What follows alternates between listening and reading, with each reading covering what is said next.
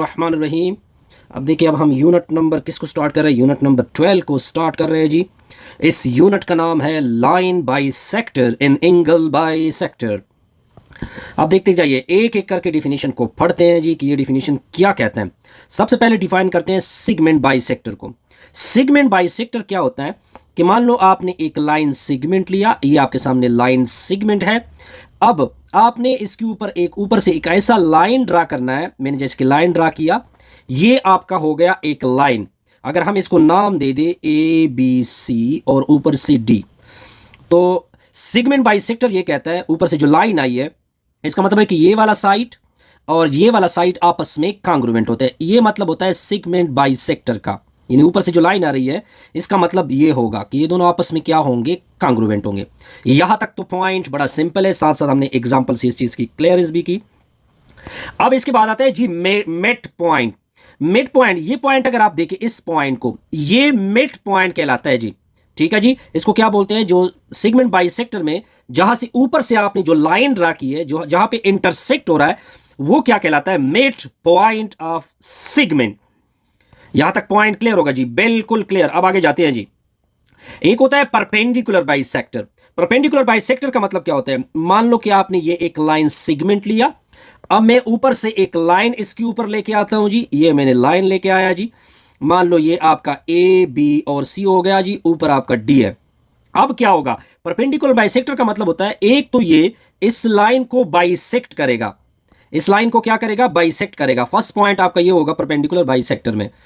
मतलब ये बना कि ए बी कर कांग्रुएंट होगा बी सी के साथ। परपेंडिकुलर के साथ फर्स्ट कंडीशन ये होगी। दूसरा, मान लो इधर एंगल 1 बन रही है, इधर एंगल 2 बन रही है, इन दोनों के ऊपर 90 बनेगी, तो ये होता है परपेंडिकुलर बाइसेक्टर। अगर आप इन दोनों कंडीशन को सेटिस्फाइड करेंगे तो ऊपर से जो लाइन आएगा वो एक परपेंडिकुलर बाइसेक्टर कहलाएगा। यहां तक पॉइंट क्लियर जी? बिल्कुल क्लियर। अब आते हैं नेक्स्ट एग्जांपल के ऊपर।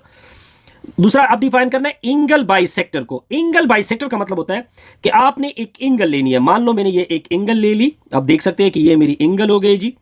अब एक लाइन इसको बाइसेक्ट करेगा, इस एंगल को। मान लो कि इस एंगल को मैंने बाइसेक्ट कर दिया एक और रे से। मतलब ये बना कि इधर एंगल 1 बनी, इधर एंगल 2 बनी। तो एंगल बाइसेक्टर का मतलब होता है कि ये दोनों एंगल आपस में कांग्रुएंट होते हैं। इसका मेन मतलब यही होगा। सिंपल सा पॉइंट था जी।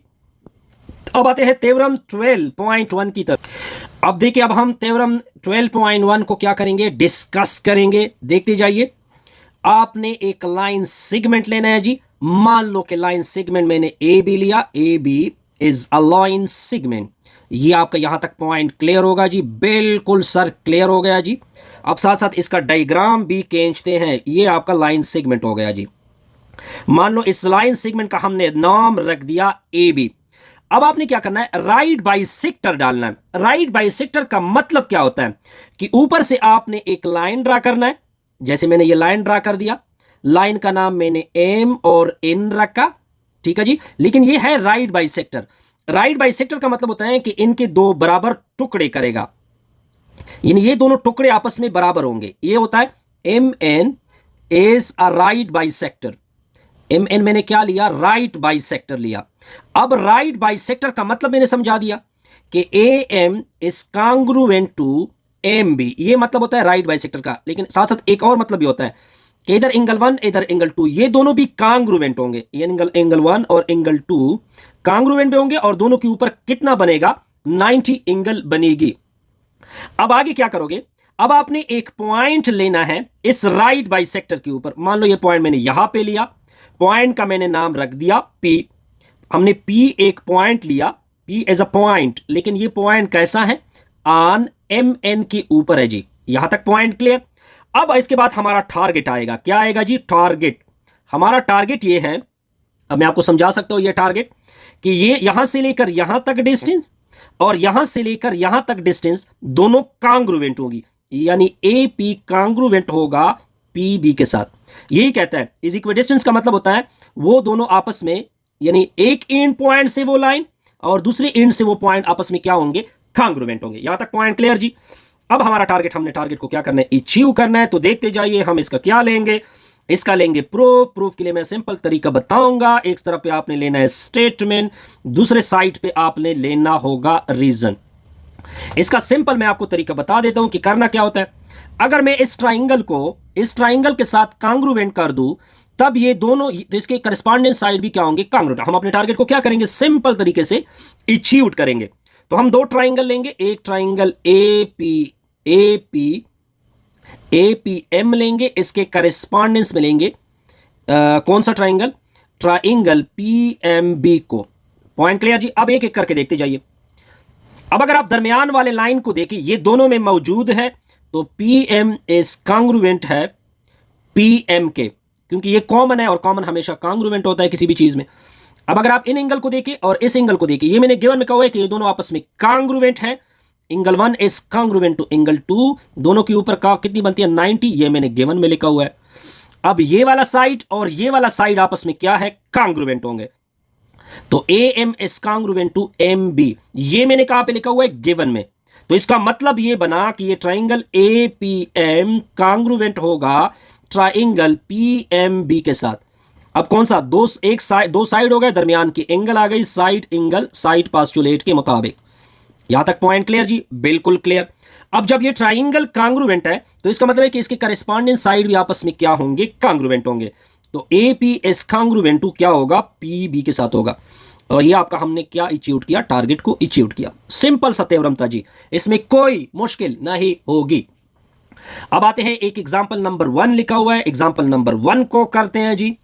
एग्जांपल नंबर 01 क्या लिखा हुआ है जी, कहते हैं BD is the perpendicular bisector of AC। एक perpendicular BD as the perpendicular bisector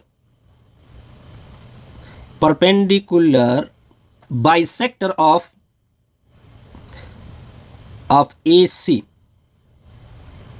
find AD। अब मैं आपको सिंपल डायग्राम बताऊंगा, फाइंड AD को हमने बताना है, और साथ साथ आपको मैं डायग्राम बताता हूं। देखिए, ये आपका इस तरह एक लाइन है BD, ये आपका BD हो गया जी, इधर आपका B है, इधर आपका क्या है, GD है। अब आगे क्या कहते हैं, EC is the bisector, is the perpendicular bisector of AC।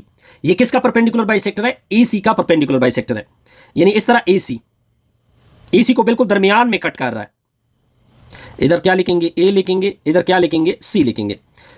अब आपको ये भी गिवन है, अब आपको गिवन है 3x + 4, 3x + 14, ये गिवन है जी, और इधर ये आपको गिवन है जी 5x।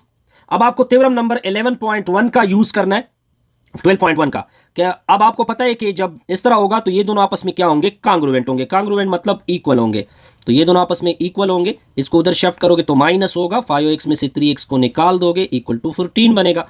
5x में से 3x, इसको 2x बोलते हैं, इक्वल टू 14 होगा। 2 1 2, 7 2 14 होता है। तो x की वैल्यू हमारी क्या निकली, 7 निकली। सिंपल सा पॉइंट है जी। अब अगर आपने ED को निकालना है, ED को, A और D को, तो ED आपका क्या होगा, ED तो इक्वल था, अगर आप याद देखें 3x + 14 था, लेकिन हमने x की वैल्यू निकाल दी, तो 3 × 7 होगा, प्लस 14 होगा, 7 3 21, 21 में से 14 इक्वल टू 35 बनेगा। सिंपल सा रिजल्ट था, इसमें कोई कंफ्यूजन नहीं होगी।